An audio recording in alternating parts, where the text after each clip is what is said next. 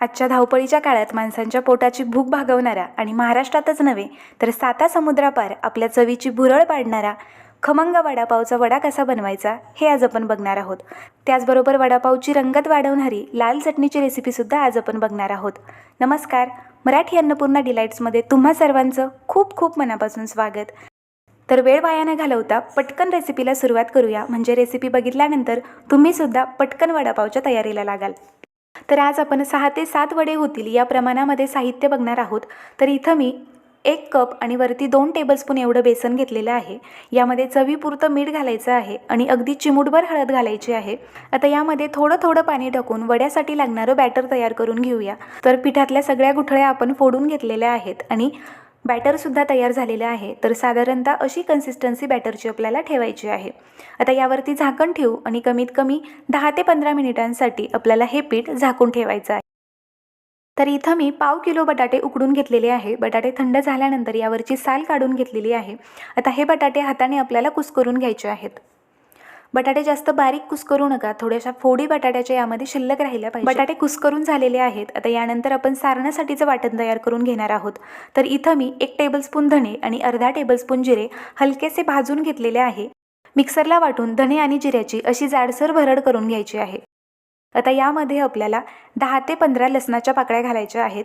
वड्यामध्ये लसूण जास्त वापरा, याने वड्याला छान चव येते। यामध्ये मी 4 ते 5 हिरव्या मिरच्या वापरलेल्या आहेत। थोडीशी कोथिंबीर टाकून घेऊ आणि पाणी न टाकता हे मिक्सरला वाटून घेऊ। तर सारणासाठीचं हिरवं वाटण तयार आहे। आता आपण सारण परतून घेऊ। तर पॅनमध्ये मी थोडंसं तेल घेतलेलं आहे। यामध्ये अर्धा टीस्पून जिरे टाकून घेऊ।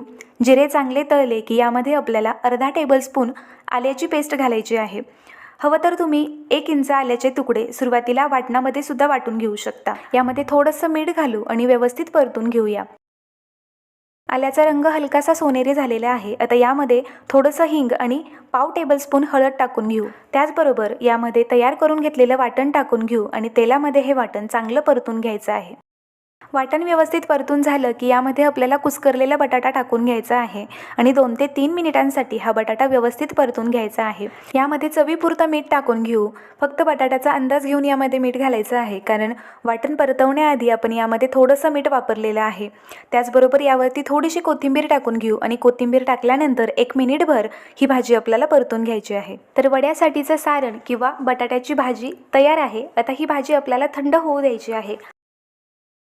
थंड झाल्यानंतर भाजीपासून आपल्याला असे छोटे छोटे गोळे तयार करून घ्यायचे आहेत। हवं तर तुम्ही या गोळ्यांना थोडासा चपटा आकारसुद्धा देऊ शकता। तर वडे तळण्याआधी तेलामध्ये आपण लसूण तळून घेणार आहोत। तर इथं मी 6 ते 7 लसणाच्या पाकळ्या हलक्याशा ठेचून घेतलेल्या आहे। तर हा लसूण आपण लाल चटणीमध्ये वापरणार आहोत।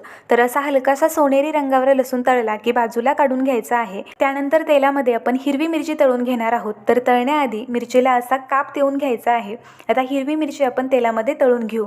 लसूण आणि हिरवी मिरची तळून घेतलेल्या तेलामध्ये जर वडे तळले की त्या वड्यांना चव खूप छान येते। त्यानंतर बेसन पीठ व्यवस्थित भिजलेलं आहे। आता यामध्ये तयार करून घेतलेला बटाट्याचा गोळा बुडवून घ्यायचा आहे।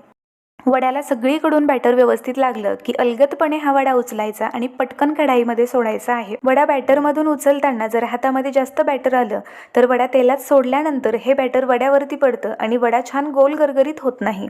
त्याचबरोबर वडे तेलामध्ये सोडण्याआधी तेल चांगलं तापलेलं असावं। तेल जर कमी किंवा जास्त तापलेलं असेल तर वडा तेलामध्ये टाकल्यानंतर एकतर कढाईला चिकटतो, नाहीतर मग त्याचं बॅटर जास्त पसरतं। त्यामुळं जास्त कडकडीत किंवा कमी तापलेलं तेल नसेल याची काळजी घ्यायची आहे। वडे तळून झाल्यानंतर हे जे शिल्लक राहिलेलं बॅटर आहे यामध्ये हात बुडवायचा आणि बोटांच्या मदतीने हे बॅटर आपल्याला तेलामध्ये सोडायचं आहे, म्हणजे अशी बारीक शेव तयार मिळेल। ही शेव आपल्याला चांगली कुरकुरीत होईपर्यंत तळून घ्यायची आहे। तळलेली शेव थंड झाल्यानंतर ही आपल्याला मिक्सरच्या भांड्यामध्ये टाकून घ्यायची आहे। त्याचबरोबर यामध्ये आपल्याला तळून घेतलेला लसूण सुद्धा टाकायचा आहे।